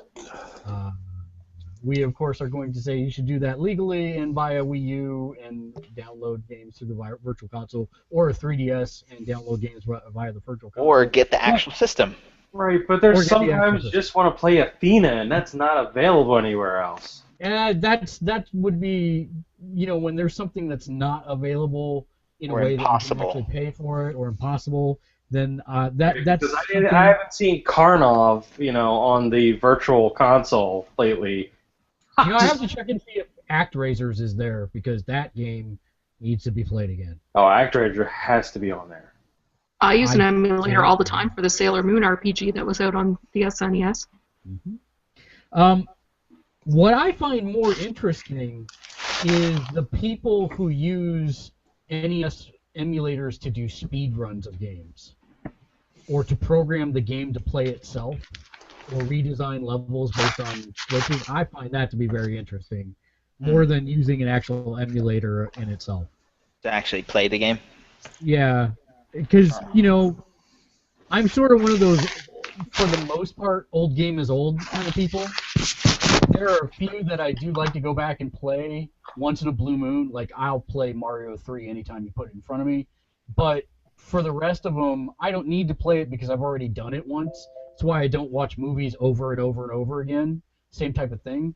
But if you can change what I remember, I guess is the best way to say it for me, then I'm much more interested than going back and playing something that's older straight. What do you guys think? You guys like NES emulators? There's one thing that I do like about emulators is that it's showing people getting these files and then learning that there was extra content in it. Whether it be secret levels or different dialogue or a hidden boss or something. That's what I really like finding whenever people play emulators. That's just really neat that it's still secrets in games that you thought you beat or loved or played. But other than that, if you can get a hold of a system or play it on the newer systems, whether it be what was it on the Wii, Virtual Console. Yeah, then go for that. Emulators, other than that, it just feels different. You need to have the 2-button controller on an ENS. You can't do that with 2 buttons on a computer. Which I do. They sell a USB version of the NES controller, which is awesome. Do they sell an SNES one? What's that? Good. Do they sell an SNES I one? believe so, because I have the NES one, and I also have the Sega Genesis, or not the Sega Genesis, I'm sorry, the Sega Saturn 6-button controller. I hear someone tapping away. I have a couple USB versions of that, of the Sega Saturn one, which actually works on the PS3, which is awesome. But my favorite thing to do is to fire up an NES emulator and run it at native resolution on your new screens, so they're like little postage stamp versions of the game. Nice. Just to see and appreciate how far we've come. See, and I will say, I will happen to say that maybe during the PSP 2000 series life cycle, I may have ROM hacked my PSP so that I could play those games on the go, and I will tell you that the Sony buttons on a PSP actually were good analog, no pun, for a Super Nintendo controller, believe it or not. I may have done that same thing. I did. I'm going to admit it. But just to do nostalgic stuff. But now, I mean, it's not that hard to get a hold of an ENS or SNES. It's just, they're out there. If you have the money, it's cool. Especially if it doesn't work, you have to do the, I can't blow into my computer to make it work. It's nostalgic. Just go like this up and down, reset, reset. Put the AA battery in just right. Not into the emulator where they just you have to blow into the microphone. That to work. See, they could do that with certain controllers like the PS4. You could do. By random, it's like please blow into controller. Into the speaker. Yeah, that's exactly. Now, just random chances that it happens. Yeah. Oh, don't. That's awesome. Shinkansen84 writes in and says, and you guys don't have this one, so I'm surprised. What's the first game you remember playing? I got it. Yeah, I got this one. Who goes first? Super Mario Brothers on the NES. Very good. Dave? It was over. I remember it was over my next door neighbor's house, and it was one of the original Pong machines that had a light gun. And it was the light gun game, literally, there was a box on the screen. You shot the box, and it would change direction. We're not talking anything complicated here, but that still blew my mind that you can control something on the TV, and that kind of changed my life forever. And then soon after, my family got an Atari 2600. And then that was it. Turo, what's yours? Nintendo Track and Field, yo. My hands were too grubby. My sisters never let me play the controller because I would always get it covered in little kid goop. So they were like, "What game can he play?" And they brought out the giant pad, and they said, "Run." And I remember beating Cheetah when I was 4, just running my butt off, and I beat him. I'll never forget it. But Nintendo Track and Field. So I thought that was adorable. I had to think about this for a second because I was gonna say Pong, but then I realized I actually didn't see Pong until I saw the home version of it later. The first one I think I actually remember was in a bar. I'm not saying why I was in a bar when I was 2 years old, but in a bar I saw the original Defenders on the CRT with the super bright lines and bright lines for everything. That was way back in the day. But Defender was after Pong. No, not Defender. Asteroids. Oh, okay, there we go. Asteroids was still after Pong. Yeah, I know that, but I didn't see Pong until the home version hit for Pong. Oh, okay. Because the bar by my house that I was at had a Defender machine, and I remember the knobs to play. They were very lax with ID. It was a different era. Let's just. You're all acting like Hey, 2-year-olds in a bar is a weird You were thing. there buying cigarettes for your mom. Because we were allowed to pick up cigarettes for our parents back then. That's Yeah. absolutely true, honestly. But Honest, I was honesty back then. Matt, how about you? It was either Asteroids or Donkey Kong. I don't know which one. Asteroids would have been the better.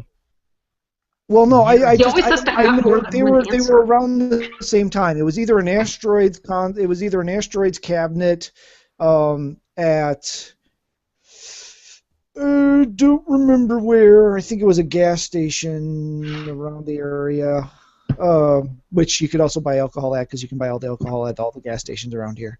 So he was picking up and- alcohol and cigarettes for his mom.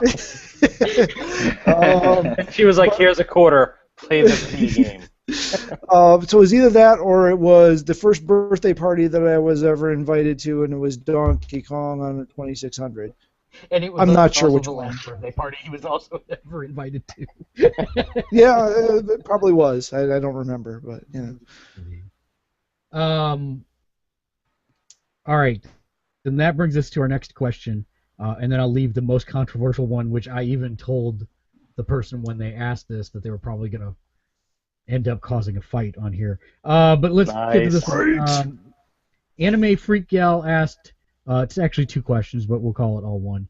What do you think the next generation of games will involve? And do you think in the future we will use our mind versus our hands for inputs? Ooh, can I go first?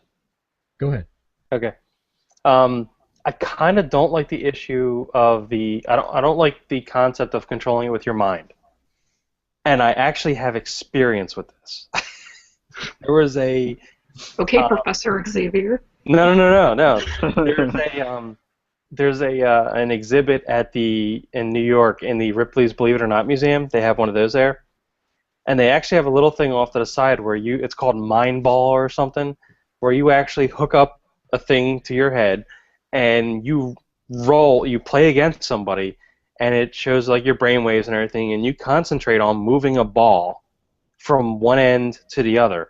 And it's kind of like a tug of war with a ball, but you're like trying to push it with you're thinking about it, and you're trying to push it. Any distraction that you have, like when you're doing that, like, I mean, your brain is a complicated thing. Like, it's going all over the place. You could be playing something, you could be really into something, and next thing you know, you're just like, you're playing like, oh, my cat, I love my cat. And next thing you know, yeah, you're all over the place now in the game because it doesn't know how to process that. So I don't like that. I was just today actually rewatching the movie Her, and they had really great ideas on the future of technology in that movie. They were really subtle. They didn't really make a big issue of it, but one of the things was he was playing video games with that, and he was like doing just like little gestures with his hand and stuff like that to like wander around and stuff like that. But it was clearly like an extrapolation of like what the Kinect would be, but just like really detailed, and you just see him like moving his fingers around and stuff and controlling the action on screen. So I think it's probably going to be more of an evolution of that. I really hate to see the controller go away because it's just so like that's my personal favorite. But everyone hates the Kinect. They brought it and everyone hates it. Yeah, but if they really make it, like, I mean, if you make that thing where it's like so good and and they make the gestures just really natural, like that was the cool thing about the movie Her. If you watch that, like everything seemed really natural what he was doing. He was interacting with the game with his voice. He was doing like little hand motions with everything. It seemed to really make sense for what was going on in like the game he was playing in it. And they didn't make a big deal about it. So like it was kind of a neat concept on that. So I kind of like that. So one of the things that I started to look at is everything in gaming tends to run in cycles. And what used to be very expensive over time becomes less expensive. I literally have a family member who is huge into, and I don't know if you're aware of this, but there are groups of World War II fighter pilot sims. Yeah. And they spend tens of thousands of dollars creating a cockpit, a virtual cockpit, for these sim games. And like you said, Dave, I have some experience with this because I played in one of these units. They actually how was have it? Oh my god! But let me get to the part that really made me think about this. You wear a headband, and the headband actually doesn't do anything, but they have cameras mounted at eye level that actually track your eyes. And so you've got usually 3 to 5 screens that surround you. Yeah, the track IR stuff, right? That's what Right, and so, yeah, that's exactly it, track IR. So as you're looking up and to the right, the camera view shifts up and to the right within the cockpit of the plane. So you can see somebody strafing you from over there, or if you need to look down at a virtual control, as opposed to one you may actually have in your hand. I have to say that I think that is a first step of what VR is going to be for us, because I have not yet used the Oculus and I have not yet used Morpheus, but I have a feeling that once we get to that point, even though I would consider it gimmicky, if they actually start to make games with that as the foundation from the ground up to support those devices, I think it's going to change a lot of how we game. Do I think the controller will go away? No. Because there are some people who just like to prefer to sit and play a game with a controller. I mean, Wii was a great example that, hey, look, I can swing my tennis racket. Oh, wait, after 25 minutes, I don't want to fucking move my arm. I'm just going to go, beep, beep, beep, beep, beep. Oh, look, great. I can still do the exact kind of figure it out, yeah. Yeah, and so I think the controller is always going to be there, but I think we're going to find more immersive ways to differentiate our gameplay experiences from the way we have them now. And I think VR is going to be one of those ways. Kate, what do you think? I'm kind of with Dave where I don't want to see things with mind control, because more of the socio-economic ramifications of data input going into someone's brain, it's not going to just be used for video games. Like, that's a whole can of worms that is kind of scary when you start thinking about it. Yeah, I wasn't even thinking of that side. Ugh. The data collection. Data collection they do already is insane. So I don't want to see that. And like he said, the mind is just too complex because, like, you do get distracted. Like, someone talks to you and you turn away from the game. It's like, if it's input with, like, your brain and stuff, that would, I don't know, break the game. Essentially, you'd have to start over, something crazy. Yeah, I think it will go more towards VR. I don't know that they can go much more real with graphics without people being completely turned off, because we're kind of at the bridge over the uncanny valley. We're just about to step onto it, so I don't know as far as that goes. But yeah, I don't see the controller disappearing at all. Kate, did you ever see the Final Fantasy movie? Yes. Did you see it in theaters on launch day like me? No. Okay. Why? Did you think that broached the uncanny valley? Because that's why a lot of critics panned it, say that it turned people off because it was too realistic. Talking about Spirited something. Spirited Away. No, Spirits from Within or something, whatever. Spirited I was Away. like, whoa, no Miyazaki. Final Fantasy Miyazaki. No, but yes, Well, yeah, because it was like, if you look at it compared to stuff now, it doesn't seem as, like, oh my god. But at the time, that was such a leap ahead of any other CG stuff that had been seen before, so, yeah. And it was met with great success. No, it destroyed a company. And I believe it heralded in, like, the golden age of Square. I think that's what he said it. I think it such a ended the troll. golden age of Square. Actually, thank you very much. But yeah. Dave makes me giggle. That's just true. Matt, what do you think? You've been sitting quiet, ruminating over there for a while. This is the thing that bugs me. I'm more focused on the first part of the question than the second part of the question. The first part of the question being, what is the next generation going to bring? We're working on essentially the third generation of the same kind of game right now. And that kind of concerns me.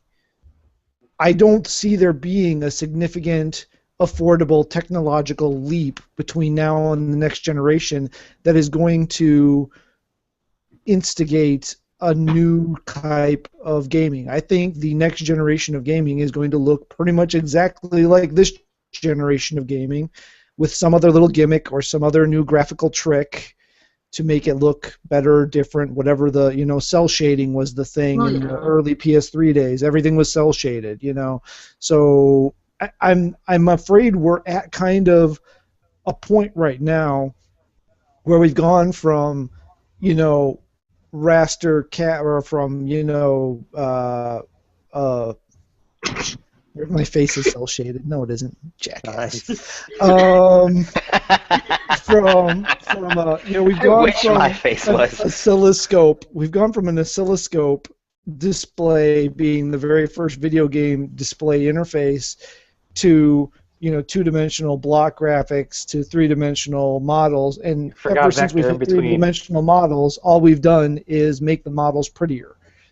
That's it. Well, yeah, like the basic. I agree with you on that because like the basic difference between the PS3 and PS4, besides like processing speed, is lighting and texture. Like I mean, as far as graphics go, there isn't that big of a leap. It's not like the leap between the PS1 and the PS2, or like the SNES and the PS1. And the PS1. I mean, that was the last big jump, was the 16 to the 32-bit era. Yeah, we're not going to see that. Like the PS3 to PS4 jump is not that. It's subtleties. It's lighting, texture. It's anti-aliasing. It's that kind of stuff. PlayStation 1 to PlayStation 2 was a way bigger jump, I think, because nothing looked good on the PS1. I don't care what anybody says. That was a dark time. Everything was brown. Bushido blade. Brown blocks. Yes, everything was brown blocks. Blocky. That was not a good time to be a gamer. That whole system was a fun Minecraft system. Exactly. But then again, still, I mean, the basics Snake, of what was done during the things that were done during the N64 and the PS1 era are the games that we are playing now are the descendants of those, and they're not two generations better. They're not two generations improved. Yes, they look prettier. Yes, there's been gimmicks and there's changes in control models, but they're not 16-bit to 32-bit jump. We've a lot of improvements. That quantum jump that the generations used to have. Right, but a lot of improvements are not stuff that's completely obvious. Like, for instance, Shadows of Mordor. Okay, a lot of the horsepower has gone into like AI and algorithms going on behind the scenes to make games more involved and everything. Like, you can't do like the Shadows of Mordor game on the PS3 does not have anything that the stuff on the PS4 has because all the extra stuff went into like the AI and the algorithms working in the background. So that's where we're seeing the real revolution. I think you hit on a good point there. I think the computer is going to continue to get smarter. And I do think we're ultimately, to get to the second part of the question, we're ultimately headed toward immersion.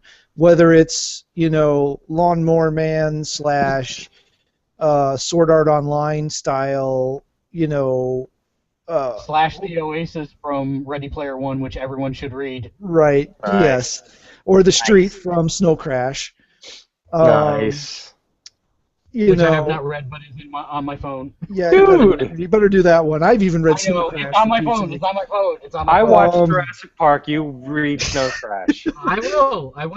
Any book that's main character's name is hero protagonist. Which is the greatest thing ever. But I mean, so eventually, I think we're headed to holodeck. I mean, eventually, someday, someone will figure out how to make hard photons, and we will have a holodeck, and that will be. You just gotta excite them. I'm sorry. Exactly. That will be the. And we went to Otherwise, we went to 0 viewers. Hooray, everybody! Wow, we've lost everybody. That's when gaming stops. As soon as they figure out how to do a holodeck, that's when gaming stops because everybody's just going to be trying to figure out a way to fuck it. We know this. Well, that is a genre of games too, not one we normally talk about. But so I don't know. I honestly am a little worried about the next generation of games because I don't know how it's going to do anything new. I mean, the big thing with this generation of games is doing old things, right? The indie games, the old style games. Ports.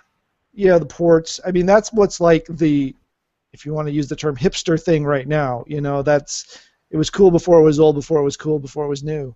No, we can't say hipster thing because I actually like it. Well, you know, everybody's got something hipster about them, but I'm not saying it's a bad thing. I was cool either. before you were cool, Matt. Yes, pretty much everyone was cool before I was cool because I have yet to be cool. So you know, there's that. So you know, I think there's going to be stuff, and I think there's going to be, you know, if a Skynet is ever built, it will probably be a video game. Big Mac is way more of a a probable thing to happen than Skynet. You know, but anyway, I think I've run out of points and words. Yes. Okay. So our last question, which is going to be an interesting one. Little Mac asks, what do you consider the greatest console? Round one. Yes, Oh my gosh.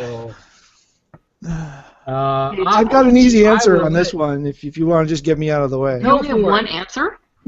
Yeah, it's amazing. You're not going to try and slip 7 ways to Sunday? One answer. The NES. It saved video gaming. It is the sole light in the dark. Everything else has been a follow-on. The NES was able to raise home gaming back out of the depths and darknesses of the Dark Ages and bring it up, and everything that came after it really was just an evolution of that. So for me, that's easy. It game over, done. Nobody else has to talk. I am going to completely disagree with you and say the PlayStation 1. And the reason I'm going to say the PlayStation 1 is because if you look back at that time in the gaming industry, the fact that Sony was pushing a new proprietary format called the CD for consoles, and they were part of the development of the CD-ROM drive, allowed many game developers, including Sony, to try new things and take risks. And I think which they wouldn't have been able to do if the NES hadn't been successful. Right. Except Shut up, they did better. They did better by actually getting companies to program for them instead of alienating all their third parties. Oh snap! So It didn't happen I didn't get there because when you look at pissed off at Nintendo since the PlayStation was originally an add-on to the SNES. That's right. Mm. I'm still going to say that I think the PlayStation was the best because of the catalog of games that came out. Things like Intelligent Cube, Bushido Blade, all the classic JRPGs that came out of the East. And that Blocky Brown game. It was You troll. a period, you troll, of people figuring out, hey, here's something new that we can work with, and moving on from there. And I think it's arguably The greatest Blocky Brown game. my greatest console. Also because it was actually, I was just out of college, or I was in college when it came out. I was just starting to have disposable income from working multiple jobs. Games like Final Fantasy 7 and 8 came out. Games like Wild Arms, Suikoden. I'm a huge RPG fan. The original Tekken. Legacy of Kain. Come on, man. Mention some Legacy good of Kain. ones. No, exactly. Thank you. For me, these were games that you would not have ever seen on a Nintendo console. Nintendo would have never stepped out of their comfort zone to make any of these types of quirky games that left a lasting impression on me. And so for me, that's why it's my I'm going next because I agree with Mark. I was going to say PS1 as well. Not only because of, like you said, the disc implementation, but the catalog of games like you said, Final Fantasy 7 and 8, and Vagrant Story, like one of my favorite games of all time. Like Nintendo never would have made that game. And we were joking about the golden age of Square Enix. That was the golden age of Square Enix. Like Parasite Eve. Iron Hand, or yeah, you got it.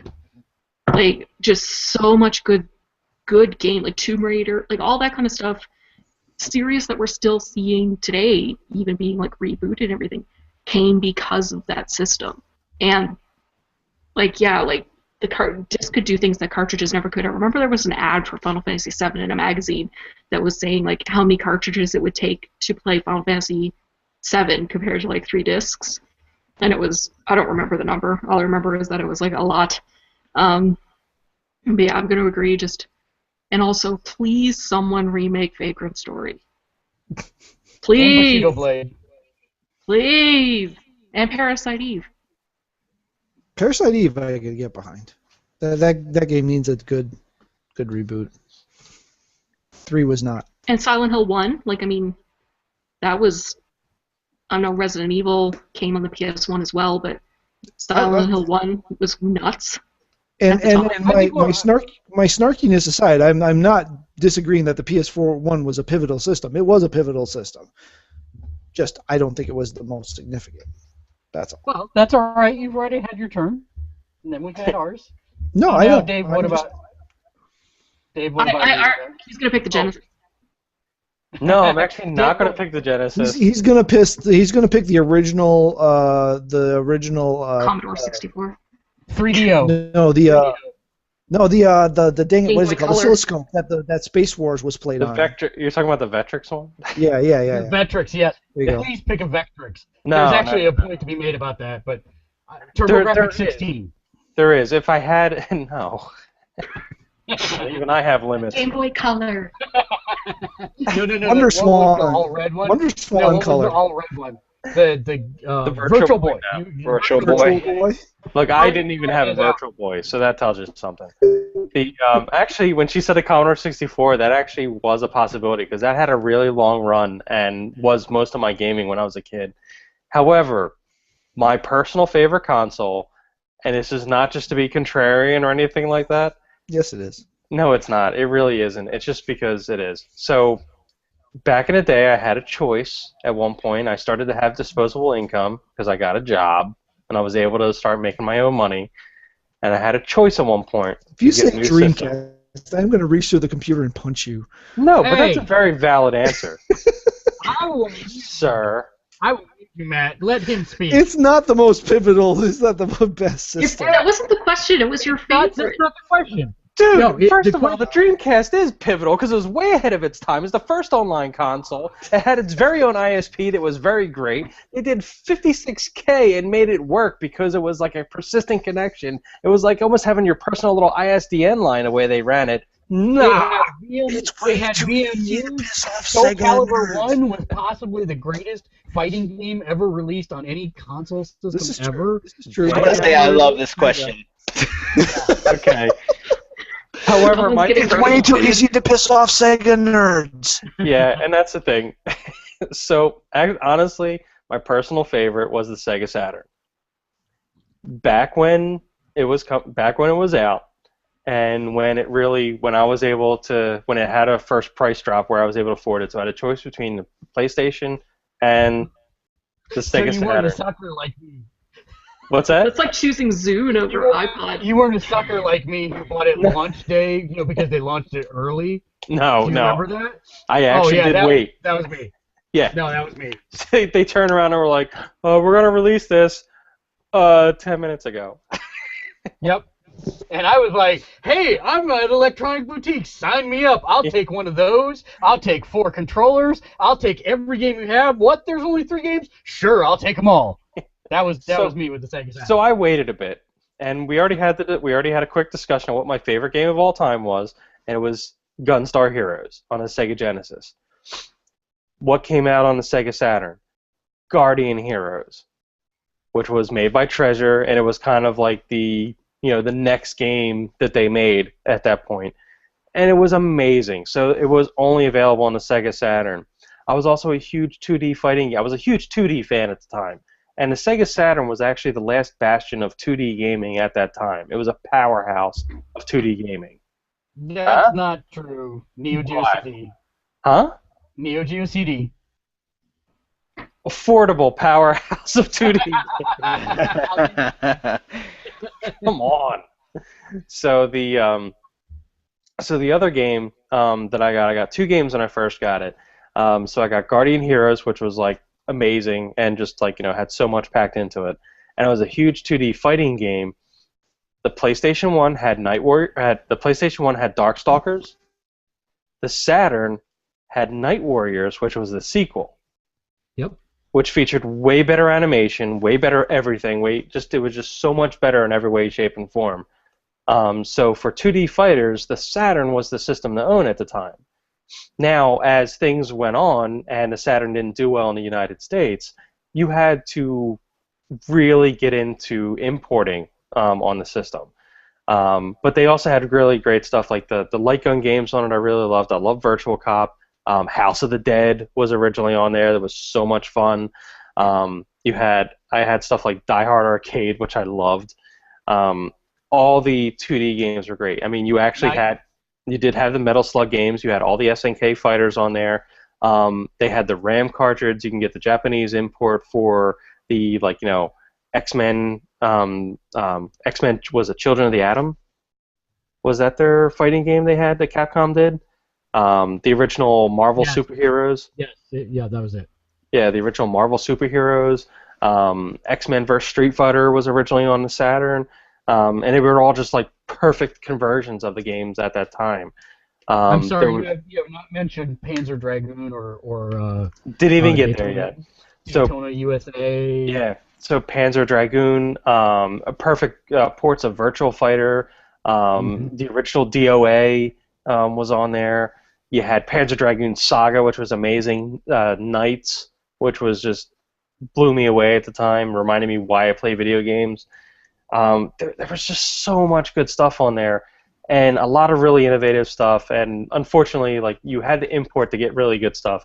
Like Treasure made a lot of great games that were only available in Japan, like Silhouette Mirage, Radiant Silvergun, which you could actually pick up a lot of those games on like Xbox Live Arcade has Guardian Heroes and Radiant Silvergun. So you can play these games, and they're amazing games to play. That everybody should be playing. Like Radiant Silvergun was one of the best shooters ever made. So much fun, so good, such high quality all the way through. So it's really nice that you're able to actually see some of those games because 5 people played it on the Saturn. So during that time was a real pain because importing games wasn't that easy at the time. And I remember. Not like now. Yeah, well now you don't even need to. For the most part. But you can buy things from around the world like that now. Right. I had to get. I actually sent my console to somebody to get a Switch installed in it because they knew what they were doing, and they did it. It was all revolved around this community for Fire Pro Wrestling 6-Man Scramble. High five, right there, buddy. Thank right there with you, buddy. Which was still one of the best wrestling games ever made. That and there was another import wrestling game. The one with the Virtual Pro. Yeah. Virtual Pro Wrestling. Yeah. That's it. When you mentioned Darkstalkers, it's like, man, I wish that series would get revived. Like, I'd love a PS4 Darkstalkers. Capcom doesn't like money. I know. Well, they did Darkstalkers 3 on the PS3, right? Did that ever come out? I know they were working on something rumored. I'll look. No, I have to, either that or it's the PS2, and I may be going back away pretty far, but I know I played Darkstalkers 3. But now I'm wondering if it was on PS3. It might have been on PS2. But yeah, I have to go with the Saturn. I just had so much fun with that system. Mega Man 8 was great on it. That was like the best version of it. Darkstalkers 3 is actually a PlayStation 1 game. Yeah, PlayStation 1. Wow. Wait, was I playing that on the Saturn? I don't think you might have. That's about the right time, but let me double check. I don't think so though. Yes, it was Sega Saturn and PlayStation, as well as arcade. So yeah. Oh my god. And it is apparently available on the PlayStation Network now, though I'm not sure if it's the North American one or the Japanese one. Well, it was available as of April 24, 2012. Oh, dude, that's totally right because my version was called Vampire Savior. Yep. Vampire Savior, Lord of the Vampires. Which, that would have mean I imported it. That would have mean it was on the Saturn. Okay, wow. Okay, it's been a while for that series. That needs to come back. And in Japanese, that would be Vampire Savior, Zarodo Obu Vampire. That too. Well, I guess they don't, because I guess they would consider some of the Darkstalkers characters to be in Marvel versus Capcom, right? But still, Right, some of them were in there. Yeah. they should have the Darkstalkers game again. Now I can't get the one sound clip out of my head. And Little Red Riding Hood. She'd be like, "Oh yeah, puppy." She was Hispanic. Okay. All Yeah. right, rounding out the Puppy, her dog, Puppy. Our final answer comes from Turo? Yeah. From Poppy himself. Turo. What do you consider the greatest console of all time? The Xbox One. No, I'm kidding. I'm so kidding. You couldn't even say it with a straight face. No, I couldn't. No. Okay, we can't say portables, right? Like Yeah. that's not. If you so desire, you may. Okay, well, I mean, as much as I grew up on the Super Nintendo and I flourished on the 64, and that's where it all went to. Where portable gaming has come from and gone, the Game Boy. My cousin gave me his Game Boy, which I thought it was the greatest. I thought he gave me a chunk of gold whenever he gave me his Game Boy. It was taped on the back because the back cover for the battery, was gone. But Donkey Kong was in it, and endless hours. As much as I road tripped when I was younger, it was the best thing in the world. And seeing where portable gaming has gone from where it started, look at cell phones and look at everything right now. That's all it is. Everybody is just making these little quick games to pick up and go. And I think it all started on the Game Boy. It just did. And I remember the first time I got a Game Boy, my mom said, this is the beginning of something terrible. And I go, why? It's like, you're not going to pay attention to anything once you're in that. I'm like, no. You can talk to me while I play it. It's fine. And it didn't. No, that never happened. But look at everybody else. It happened to everybody across the country. Everyone's on their cell phones now playing freaking Candy Crush and stuff. It's not even games. But they're still playing games in that sense. And I blame it because my mom said that about the Game Boy. So I'm going to say Game Boy on this one because look where it's gone. Did you have one of the bendy lights that would plug in? Oh, yeah. Oh, on my Game Boy Advance I did. Yeah. I had even a cover. I had a cover that had a light. Yeah, that was a worm light. Yep. So all my Game Boy Advances were sent off, and they have those. They're all frontlit now. Oh, you got it. The backlit upgrade or whatever. No, the frontlit. They actually had to be frontlit because of the way the screens were on a Game Boy Advance. So my Game Boy Advances are all customized with the front lighting in there. And my original Game Boy Advance actually has like different color LEDs, different color LEDs for like the status lights and everything. I think it's like purple and blue that I have in there. So my battery's going low, it goes purple, and it's usually like blue. Like everything's all customized for that. I have like 3 Game Boy Micros at least that I can remember. I'm a Game Boy junkie. Oh, that's awesome. That's where it all started. And then when the SP came out in the back, and then that's when the backlight came out with the 3 different light settings button that had on the center. That was heaven sent because driving back, my parents owned a restaurant, so we always had to go to another town to get all the supplies for the restaurant. Driving back, it was nighttime, so I had to have the worm light or like this little clamshell that opened up on my Game Boy Advance. But when the SP came out, it was the greatest thing ever. And whenever the battery was running low, I could just turn down the light a little bit, and I just squinted a little much. That's where the glasses came from, whatever. But I had the fun, and it just progressed from there. And now we have freaking cell phones that do that. Love the one. I have a Game Boy Pocket Light. Wow. Have you ever seen those? No. It's the original Game Boy Pocket, Yeah. but it has basically an Indiglo screen. Remember Indiglo watches? Mhm. So it actually lights up kind of green. Whoa. Okay. And it was they only made these things in Japan. So I got one off like eBay at some point, and they're the coolest things they ever made. They're awesome. Wow. But they actually basically used a lit looking Game like Boy the before. original Game Boy. That's awesome. No, I Yeah. was just digging through some stuff, and like I said before, I found my Game Boy Color, and I had to beat Under the Light to actually beat a game that I stopped playing years ago, and I did beat it. And then my Game Boy Advance is somewhere. I found Sammy's Game Boy Advance, and I was like, oh my gosh, this is too cool.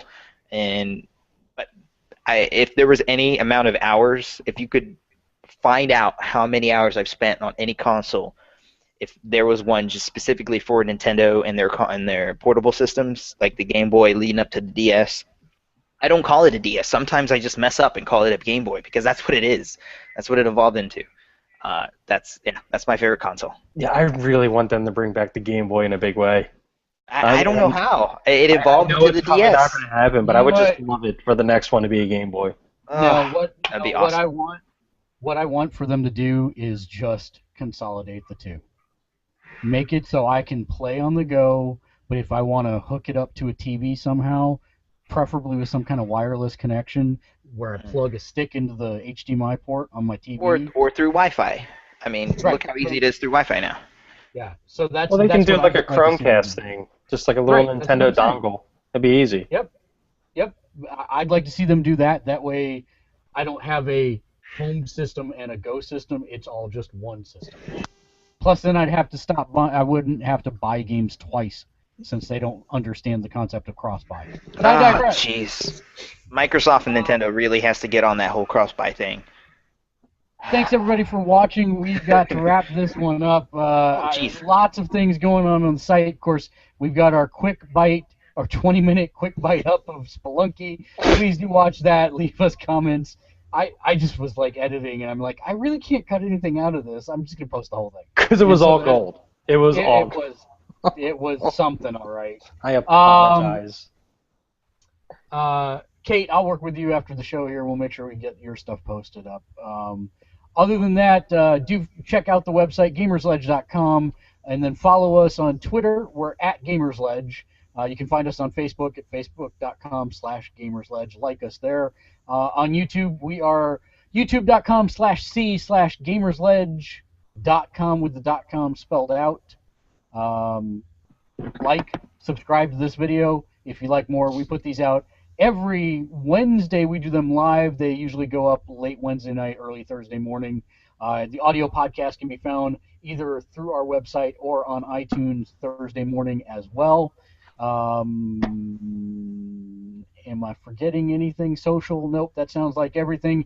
In that case, that brings us to final thoughts, starting all the way down at the end. The man in the warmth, Taro. There we go. Wow. I couldn't think of anything. Wow. Dave!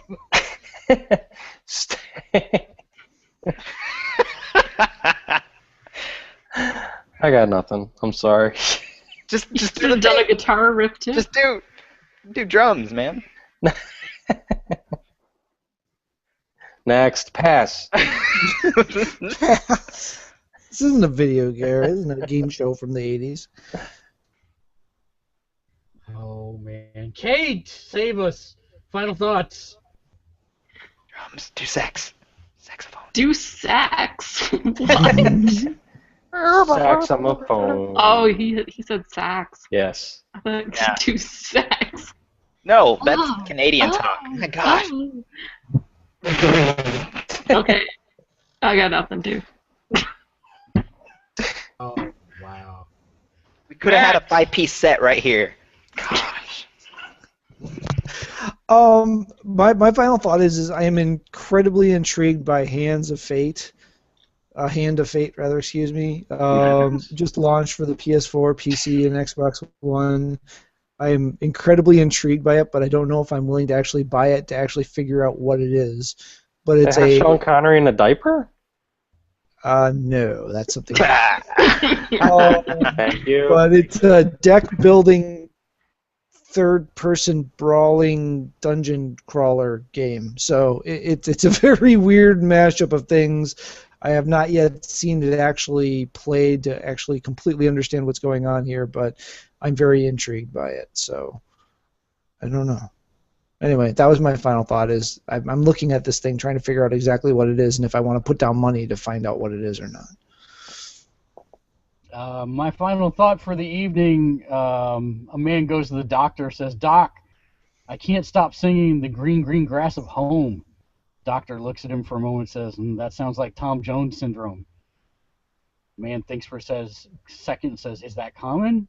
He says, "Well, it's not unusual."